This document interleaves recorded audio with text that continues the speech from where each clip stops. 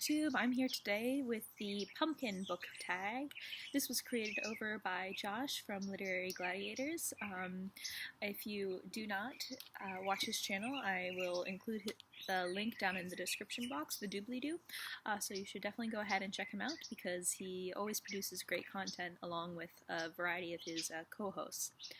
I'm excited to do this tag. He's been doing a variety of foodie book tags for over a year now, and this is only the second one that I've gotten to. I did the sausage book tag over a year ago, and I really enjoyed that one. So I'm back again because pumpkin is one of my favorite foods. So without further ado, let's get started. Question 1, pumpkin, a writer you always make a point to read in October. And there aren't necessarily any writers that I always read in October. Josh's answer for this was Edgar Allan Poe. But I do always kind of get in the mood for sort of early North American fiction, either if it was written during that time period or if it takes place or if it's historical fiction or nonfiction. So this year I'm going with 1776 by David McCullough. This is kind of a classic. It's about the way that George Washington commanded his army and the way that they, basically the turning point of the war. Not very far into it yet, but it's been a bestseller for a long time, so I thought I'd finally get to it then. Question 2, Pumpkin Spice, a work that you would read to impress a millennial.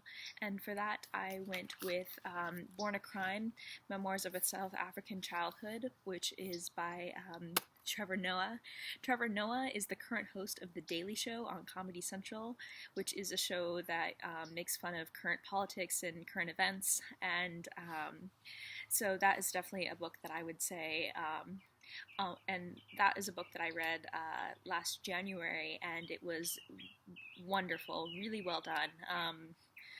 I didn't have that many high hopes for it, but Trevor Noah is incredibly eloquent. A lot of people were a little bit skeptical about him being able to take over for Jon Stewart when he left The Daily Show, but he has proven himself up to the task, and the book is quite good as well, too. It's far better than any celebrity memoir I've ever read, and it stands alone, too. If it had not been written by someone who's famous or someone who I consider myself to be a fan of, I would still want to read it. And it's about him growing up being biracial during apartheid in South Africa. Number 3, Pumpkin Pie, a work that makes you think of autumn. And for that, I went with...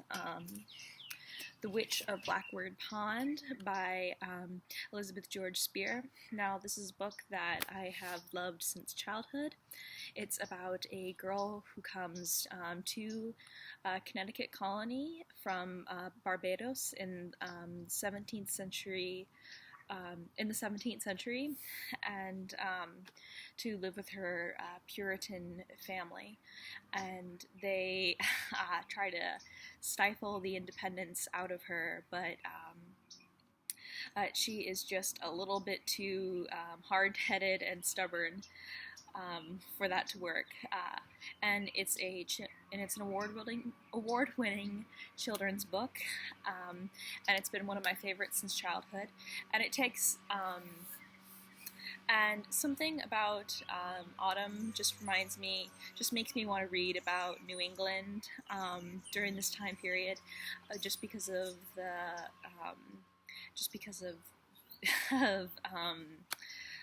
I guess this vision I have of all the leaves falling and all the colors and everything. So I love autumn, and so it makes me want to read about New England. Even though this book takes place during over the course of a year. So yeah, you should definitely check out The Witch of Blackbird Pond if you haven't. It's one of my favorite books. And one I try to reread frequently. Not too often, because then you know the book too well. But it's one of those books that has become like an old friend. And number 4, Pumpkin Cheesecake, a work that was challenging to read but was a rewarding experience. And for that, I went with Limit for Sun by Nicholas Wolterstorff. Now, this is a very short book. It's just basically one professor of philosophy, and it's his thoughts and his musings about right after his son has died, and it puts everything that he knows about good and evil and life and death into context. And it's basically him grappling with, if God is good, why does he allow bad things to happen? And it is heart-wrenching. It will just put your it just wrings your heart out for wrings every last string you have. But it is so good. It is the best work of grief I have ever read, and it's just a tiny little book, but it is absolutely crucial, and I would highly recommend it. It was so hard to read that it actually made me want to start sobbing, and I had to get up and leave and go to a public place just because I couldn't handle it. I'll handle keeping it all to myself. Number 5, Pumpkin Bread, an underrated work from a well-known writer, and for that I went with Of Love and Other Demons by Gabriel Garcia Marquez. This is a book that I have mentioned before on this channel. Garcia Marquez is most well known for Love in the Time of Cholera and 100 Years of Solitude. Those books I actually haven't read, but I did read this one and I really did enjoy it. He has such a unique writing style, and he manages to be incredibly lyrical. His writing is both lyrical and descriptive, but not flowery, and that's something that I really appreciate. And again, I'm only reading the translated versions because I don't read Spanish, so it must be even better in their original untranslated versions. The only reason why I didn't give this book 5 stars was because it features a romance between an older middle-aged man and a teenage girl, so that let me not enjoy it as much as I wanted to. Number 6, Pumpkin Soup, a work that you first enjoyed but then lost interest. And for that I went with Annihilation by Jeff Vandermeer. Annihilation, this is part of a series. It's a new type of science fiction. It's kind of more ecologically based than than most traditional science fiction. And originally I was very much into this book. It's about these 3 explorers, and they just go based off of the linguist and the psychologist, and the biologist. That's all that they're known to each other.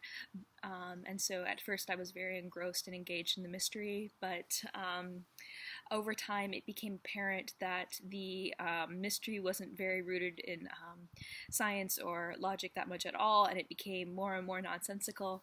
So I decided when the book was over to not pursue the series any further, because it became clear that it was one of those books that the more that you read, the less that you know, and the more questions you have, and none of your questions will never really be answered, or at least that's what it appeared like to me. Number 7, Pumpkin Doughnut, a light 5-star read, and for that I went with The Simple Truth by Philip Levine.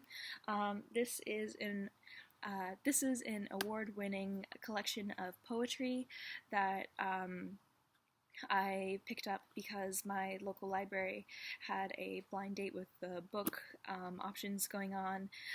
This was a few years ago, and this little book was wrapped up, and it said that if you like the candidate Bernie Sanders, you might like this book, and it's all about the simple things in life.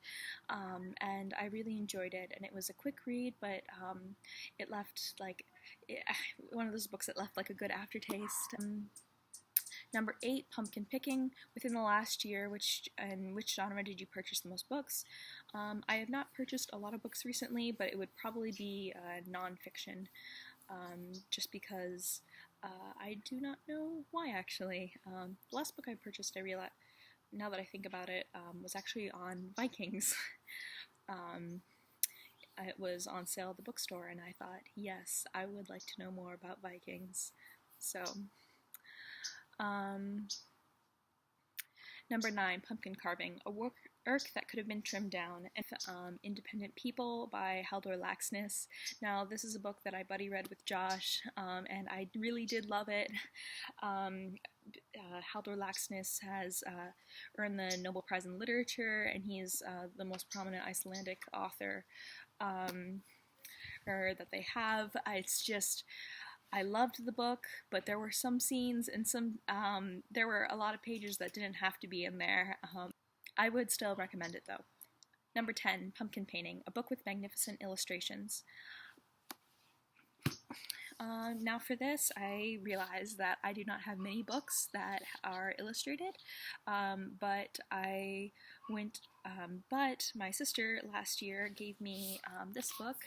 It's the first Harry Potter book that they've released that's illustrated. And look at how beautiful that is. What they've been doing is they've been, if you haven't heard already, each year they release a new illustrated edition of one of the books in the series. So for example, I have this, Diagon Alley. Yeah, so it's just beautiful. Yeah, most of my books aren't illustrated. I realized that recently. This is like one of only 2 illustrated books that I own. Number 11, Pumpkin Ice Cream, the most random work that I would recommend. Yeah, so the most random book I'd recommend is America Again, Rebecoming the Greatness We Never Weren't, by Stephen Colbert. Now, Stephen Colbert is currently the host of a late night talk show, but before that, he was Stephen Colbert trademark. He was a character, a fictitious character based off of Bill O'Reilly, and he was satirical, and he aimed to make fun of the ultra-conservative mindset by parodizing it. And so he was so far right to the point of being ridiculous, and like, so on the back it says, "If there's a better book than this, I haven't written it." And this book is just really funny, and I loved Stephen Colbert so much because I love satire, and I wept so many tears when I learned that his show, The Colbert Report, was going off the air. Yeah, so it's filled with funny things like fundraising tip: ask donors to write their beliefs in the memo line of the check. It'll be easier to remember later. Number 12, what is your favorite way to enjoy pumpkin? And that would be baked. I loved baked pumpkin with salt and with butter. Yum. That's and I also really love pumpkin seeds too. So and 13, who do I tag? I tag the tea hags, and that's the only people I could think of who haven't already been tagged. But if you would like to do this tag, please consider yourself tagged. And I will see you all next time.